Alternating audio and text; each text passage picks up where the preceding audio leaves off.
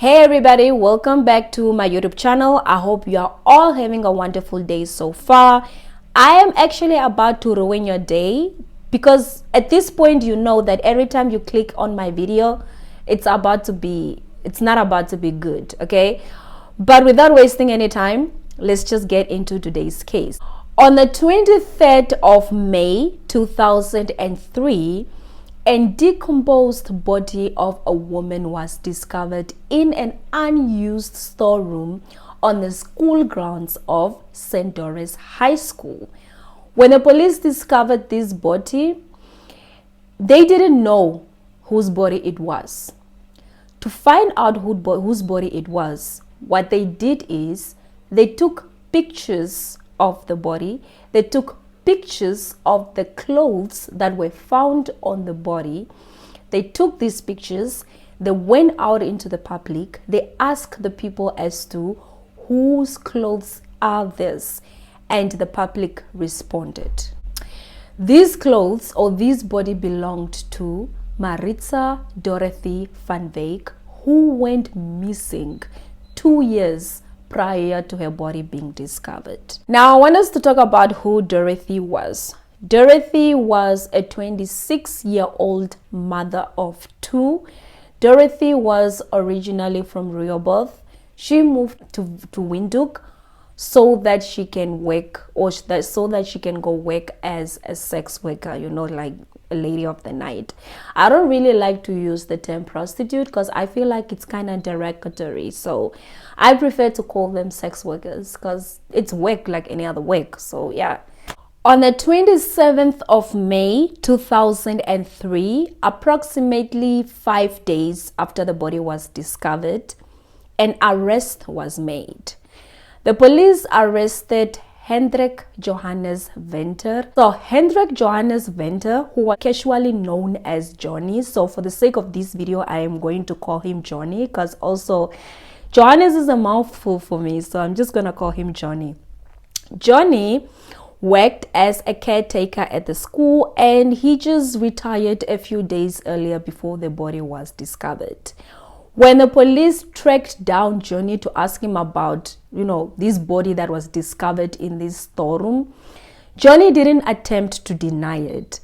But what he did, however, is change his story about 3 times. 3 times. Let me tell you the 3 versions of his story.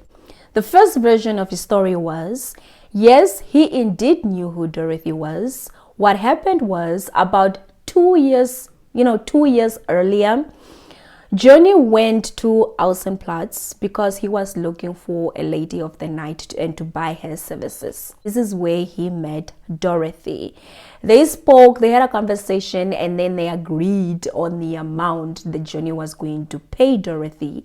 And the amount that they agreed on was $100 Namibian dollars. After the agreement was made, Dorothy got into the car with Johnny and both of them, they drove back to Johnny's place. Johnny's place was on the school premises of Centaurus High School because remember I said he was a caretaker of the school. He slept on the school's premises. They got to the place. Johnny claimed that he was drunk and all he could remember was he woke up the next morning next to Dorothy, who was lifeless. She was dead. Now, as to what happened that led to her being deceased, Johnny claimed that he had no idea as to what happened. This is the first version of his story. Now we are going to move on to the second version of his story because he just kept on changing his story, child. The second version of his story was, he changed his story again while he was in police custody. Remember, by this time he was already arrested and the police were trying to get a confession out of him because they were trying to understand as to what happened that night. This is the second version of his story. He told the police officers that they got to the flat and while they were at the flat, they had sexual intercourse. When they were done having sexual intercourse, this is when they noticed that the condom that they used had burst, meaning that it was no longer protected sex, now it was unprotected sex. So because of this, Dorothy wanted an extra fee because she was like, okay, if it's protected sex, then it is $100. But if it's unprotected sex, in this case, what just happened, because the condom busted, so meaning that this is not protected sex anymore, now I want an extra fee. And Johnny was not having any of this. He was not willing to give Dorothy the extra fee that she wanted. An argument broke up between the two of them. While they were busy arguing, remember that Johnny is still, Johnny is staying at Centaurus High School. This is a school compound. He's not even supposed to be bringing people here. So he didn't want anybody to hear the noise as they were arguing. While they were busy arguing, this is when Johnny decided to strangle Dorothy. He strangled her until, unfortunately, Dorothy lost her life. After Johnny noticed what he just did, obviously he panicked. But what he was not going to do is turn himself in. Instead, what he did was he took Dorothy's body. He got those, those black plastic bags that people use to dispose rubbish in. He took those black plastic bags. I'm guessing it was so easy for him to get a hold of those bags because of the fact that he was a caretaker. He was cleaning the school and stuff like that. He took those bags and he wrapped Dorothy's body in those bags. After he was done wrapping her body in the bags, he took a blanket and then he wrapped her body again in this blanket. And after he was done wrapping the body in the blanket, he took a rope and then he tied Dorothy's body with it. After he was done, he took Dorothy's body and he hid her body in one of the storerooms that were on the school premises. After this confession was made, a whole year went by, and in 2004, Johnny again changed his story. I don't know why he was busy changing his story at this point, because you are already arrested. You have already, confessed to the crime. Why are you busy changing the story? But anyway, this time around, Johnny again changed his story. He told the police that it was not actually him who committed the crime. It was actually his father, Hendrik Johannes Venter. Yes, they had the same name. So for the sake of this story, or for the sake of this video, to avoid confusion and all that, I'm just gonna call Johnny's father Johnny's father. I'm not gonna call him all that because it's just gonna be confusing for you guys. So Johnny's father apparently is the one who went out and he's the one who went out and bought Dorothy's services. He's the one who did everything. All Johnny did was he helped his father hide the body in the storeroom. That was his only involvement in the case. He did not do anything at all. It was actually his father who needs to be arrested. The police went and arrested Johnny's father. When Johnny's father was arrested, he was 67 years old, meaning that when he committed this crime, he would have been 65 years old. So the police went and arrested his father. When I was reading, when I was doing my research, I read that when the police went to go arrest Johnny's father, he was really, really, really sick. He was really, really, really frail. They had to wait until he was discharged from the hospital for them to arrest him. That is just how old he was.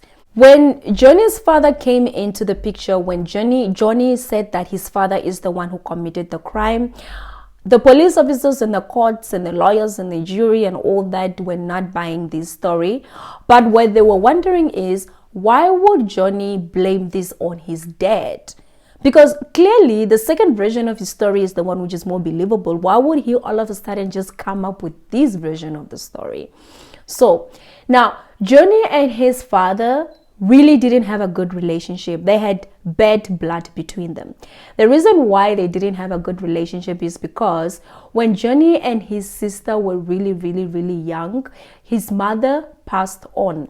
When his mother passed on, his father didn't want anything to do with him and his sister. His other parent had passed on. The parent that is alive doesn't want to do anything. He doesn't want anything to do with him.